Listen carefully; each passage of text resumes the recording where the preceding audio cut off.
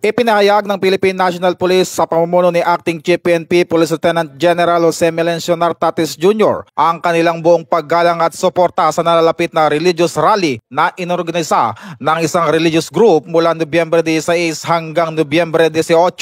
Sa naturang pagtitipon, 15,000 pulis ang ide-deploy sa pangunahing lugar kabilang ang EDSA Shrine, Senate of the Philippines, People Power Monument, House of Representatives, Quirino Grandstand, Liwasang Bonifacio, at iba pang observation posts at border control points sa Metro Manila. Binigyan din naman ni Police Lieutenant General Nartates na igagalang ang karapatan ng bawat Pilipino na malayang maisagawa ang kanilang pagtitipon at tungkulin ng PNP na tiyaking magiging ligtas ang bawat isa, hindi lamang para sa mga dadalo kundi pati sa buong komunidad. Hinikayat naman ng PNP ang publiko na sumunod sa mga patakaran at makipagtulungan sa mga itinilagang security personnel at maging responsable sa pakikilahok upang maging maayos at ligtas ang naturang religious rally para sa lahat ng dadalo sa naturang pagtitipon.